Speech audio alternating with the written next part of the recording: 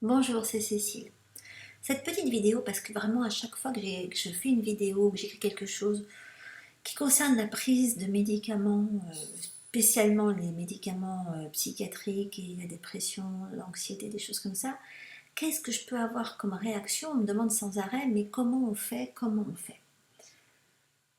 Alors, à chaque fois, j'ai envie de dire aux gens, mais il n'y a pas de formule magique. Et c'est vrai, il n'y a pas de formule magique pour se débarrasser des médicaments parce que ça demande tellement de détails, de personnalisation de l'approche. Mais bon, il y a quand même, il faut l'avouer, effectivement, une sorte de tronc commun, quelque chose qu'il faut respecter à tous les coups.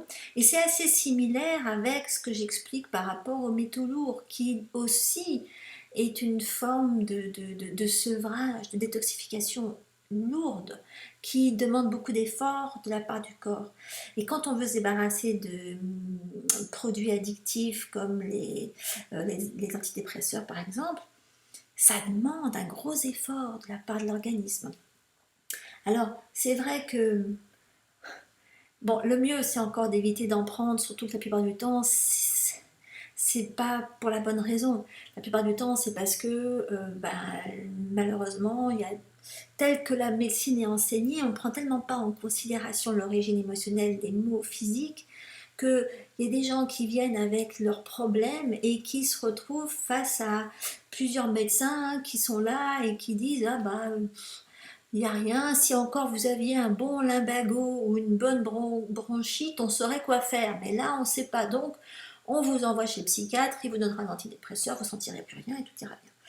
Ok, donc là, en l'occurrence, moi, j'ai pas mal de clients qui se rendent compte au bout d'un certain temps que bah, c'était pas ça la réponse. Ok, donc dans ces cas-là, évidemment, ils se rendent compte aussi qu'il faut qu'ils arrêtent de prendre les cochonneries, parce que ce sont des cochonneries, qui entretiennent leur toxicité et qui font apparaître encore plus de symptômes dont ils n'ont pas besoin, hein, ils ont déjà assez avec les leurs. Donc, je voudrais rappeler que bon, la dépression, évidemment, comme d'habitude, c'est un message. Donc, il faut comprendre pourquoi ils ne se sentent pas bien. Maintenant, ça peut très bien, il se peut très bien qu'on leur ait donné des antidépresseurs, même s'ils n'avaient pas de dépression, hein, puisque la plupart du temps, quand on vous dit c'est dans votre tête tout ça, c'est pas forcément de la dépression. Maintenant, le truc, c'est qu'il va falloir arrêter. Alors, c'est clair que le mieux, c'est quand même, alors moi je dis à chaque fois parce que je ne veux pas leur mettre tout sur le dos, mais qu'il faut demander à la personne qui vous les a prescrites de vous aider à les arrêter. Mais le problème, c'est que la plupart du temps, ces gens-là, ils ne savent pas grand-chose à ce sujet.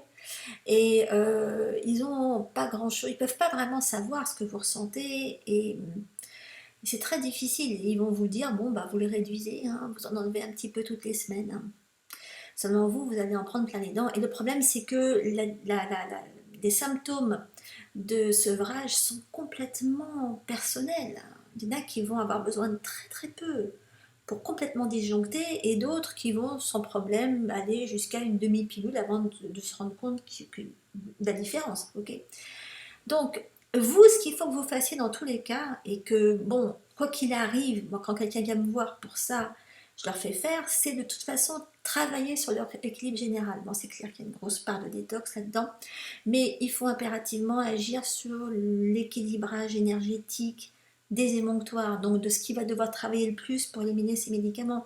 Donc, le foie, les reins, la plupart du temps, puis les poumons, parce qu'en général, il y a puis le côlon.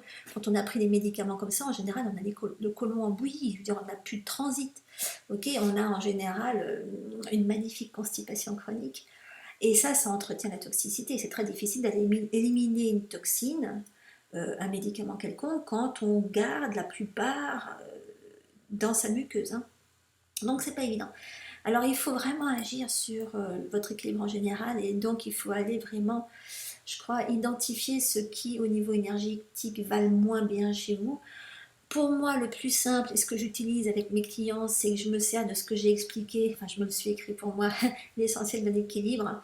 Là-dedans, je parle de tous les liens qu'il y a entre l'aspect énergétique de médecine chinoise traditionnelle, donc tout ce qui est méridien, et l'utilisation des huiles essentielles pour les travailler. Donc c'est très simple en fait, il y a juste que bon bah du coup il faut repérer effectivement ce qui va pas, hein, aller voir dans le bouquin, où est-ce que j'en ai un, tiens j'en ai un là, euh, vous ouvrez par exemple tiens, à l'intestin grêle, j'ai ouvert au pif à l'intestin grêle, vous voyez que bon bah dans les symptômes il y a nervosité, confusion mentale, irritabilité, tristesse, mauvais jugement, pensée et sentiments rentrés, implication excessive, impatience, confusion mentale. Et là, vous dites, oula, mais ça c'est moi ça. Donc vous savez que vous avez quelque chose à faire au niveau de l'intestin grêle et que pour ça, ben, il y a les huiles essentielles de gingembre, basilic, angélique, romarin. Et puis je vous donne quelques points d'acupression qui vont vous aider à agir sur ça. Et donc vous savez que du coup pour vous soutenir dans tout votre effort de détoxification et de sevrage, si vous agissez en aidant votre intestin grêle, vous allez considérablement aider le processus. Bon, donc il y a ça. Qu'est-ce que j'ai encore écrit? Bon, l'inflammation, hein, c'est toujours pareil, hein. Plus vous allez travailler sur l'inflammation, moins vous allez souffrir. Parce qu'évidemment, on sait quand il y a sevrage, il y a souffrance. Souffrance émotionnelle, oui, mais il y a aussi beaucoup de souffrance physique. Donc évidemment, ce qu'il y a, c'est que plus on est toxique, plus on est attiré par ce qui est toxique. Hein. Plus on est toxique, plus on est attiré par l'alcool, le sucre, tout ce qui est malbouffe, hein, en règle générale. Donc oui, le truc, c'est quand même de faire exprès de manger bien. Donc de virer ce qui est sucre raffiné, les produits laitiers de vache le plus possible, tout ce qui est céréales. Moi j'englobe tout carrément, hein. Le blé, le quinoa, le maïs, le seigle, l'avoine. Ça entretient l'inflammation et tout ce qui est soja, tout ce qui est OGM, tout ce qui est café, tout ce qui est alcool, ça c'est zap, plus rien. Hein. Et puis donc il faut favoriser une très bonne qualité de protéines, des très bons œufs de pâturage, des poissons sauvages, du beurre clarifié, on a enlevé la caséine hein, la plupart du temps, les huiles de coco et d'olive, tout ce qui est noix, graines, de préférence germées, beaucoup d'eau pure et de tisane, je sais, c'est pas de l'amour, mais le gin tonic là-dedans ça rentre pas. Ok. Et puis il faut, alors de ce côté-là évidemment, indépendamment de leur action sur les méridiens, il faut soutenir votre morale avec les huiles essentielles et ça marche super bien. Donc il y a quand même, alors là je pense que j'ai écrit suffisamment de choses sur le sujet.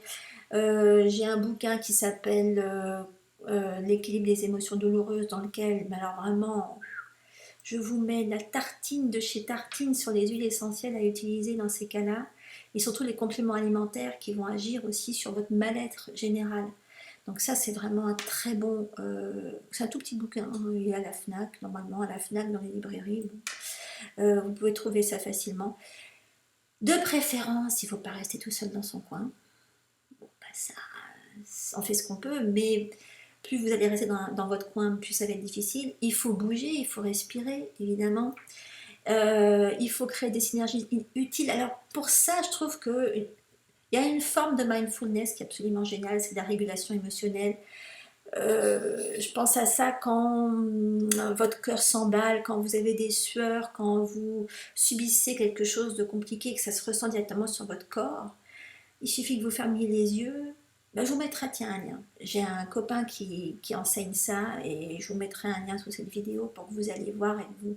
C'est génial, ça marche à tous les coups et ça transforme. Okay, et puis bon, tenez un journal si vous pouvez, parce qu'au moins savoir ce qui a bien fonctionné à tel endroit pour tel et tel symptôme, c'est toujours très utile, on peut s'y référer. Bon, connectez-vous avec des gens qui sont vraiment empathiques. Je sais, c'est pas tous les coins de rue. Et puis bon, c'est vrai que il faut vous rappeler pourquoi au départ vous avez envie d'arrêter tout ça. Il faut qu'il y ait une vraie motivation là-bas derrière. Alors il y en a, c'est bon, pour pas que leurs enfants aient honte de leurs parents, pour pouvoir se regarder dans la glace, pour pas avoir l'impression d'être un zombie, pour se reconnecter, pour ressentir son corps, enfin, parce que la plupart du temps, on est complètement à l'ouest par rapport à son... Pour ne plus être un légume, c'est ce qu'on peut me dire à chaque fois, ça. Je ne veux plus être un légume, je ne veux plus être un zombie. Mais il y a toujours moyen de le faire, donc c'est tout à fait faisable. Mais aidez-vous, attendez pas que ça tombe du ciel, ok? Donc je vous mettrai des petites sources sous cette vidéo. Mais j'espère que je ne vais plus entendre autant d'appels au secours comme ça. Il y a quand même beaucoup de choses pour vous aider, hein. Vous avez des moyens, alors utilisez-les.